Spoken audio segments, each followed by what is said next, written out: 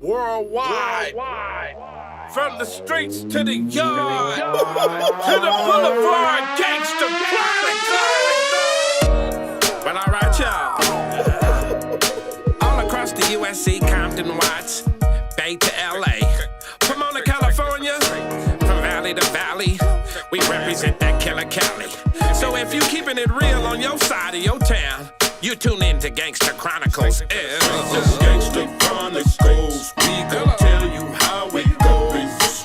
If I lie, my nose will grow like Pinocchio. We gon' tell you the truth and nothing but the truth. Gangsta Chronicles, this is not your average show. You're now tuned into the real MC8, Big James, and Big Steel.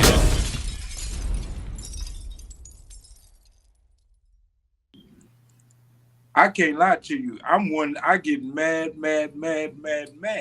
to the point where I don't have no choice but to be Mob James at this point, because now Mob James is being attacked. But how do I distance myself from Mob James and not be a Mob James and continue to, my path of being James McDonald? My life has changed. I'm different, Bry. So I'm not the one that get out there and then go bam. But now here I find myself in my car, like the old days, with my pistol in my lap. Let's get out and let's beat the shit out these niggas over here. Okay, y'all playing with me? Let me show you what this and that. But that only sets a Bry Dog and a Mob James back to who they were. So exactly, like one individual told me, Charleston White told me, and he the one that made me see. See, I told y'all he was still Mob James. This motherfucker ain't changed. Like, I remember that. This nigga setting me the fuck up. Because here I am being James McDonald and doing what I think I'm doing is right, and people wanting people to see my change and understand me. Here he is provoking a situation. And he succeeded in what he was doing. But at that time, if I was one of those cats, any strike counts for me, he'd have got an ass whooping. Right. And I understand that. If I was Mob James in that situation, he'd have got an ass whooping because apparently point A didn't work. So plan B is to disrespect him to the fullest. And I'd have picked him up and did great bodily harm to him. But you had restraint.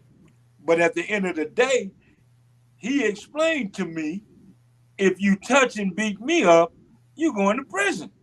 You going to jail, motherfucker. See, you know what? I think Charles does do some out the way stuff, right? He does some way out stuff, right? But one thing that I do respect about that dude is that he tells you exactly who he is. It ain't no friend to him. He tells you, I'm gonna talk my shit, and if you put your hands on me, I'm gonna send you to jail.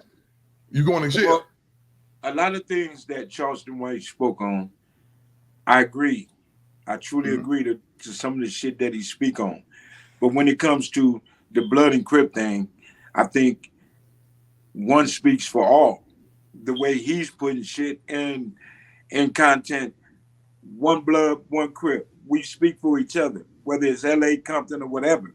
Somebody got to speak to this motherfucker because he was being reckless with the lives, with the niggas that's alive, with the ones that are dead. Mm-hmm. So that becomes all of our business.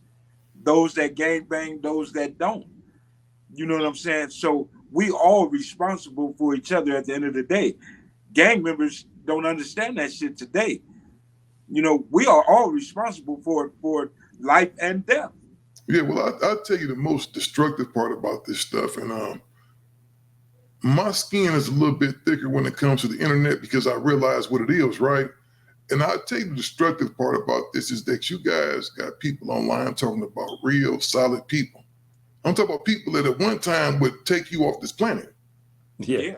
And so you think it used to didn't be cool for a square or civilian to pop up online and talk about a Bry Dog or talk about a James McDonald or talk about a Big U or whoever, right?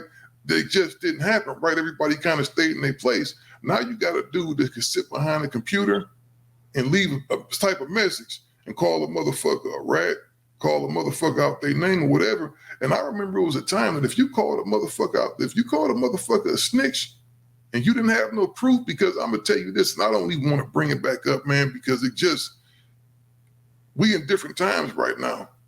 I can pull a piece of paper out right here. I can pull a piece of paper out right here on this show and say such and such told this. It's this right here. Name don't be nowhere on there. But now you got a contingency of people saying that somebody is a tattletale, right? Somebody's a snitch, somebody's a rat. It was a time where you got your head knocked into the middle of the street. Your thoughts would be on the concrete, literally. You just couldn't say things like that. So I think we in a very disrespectful era. And I think people think that playing these games is cool. They think it's funny. Now they just saying it about everybody and anybody. Well, no, Facebook, YouTube, social media, period.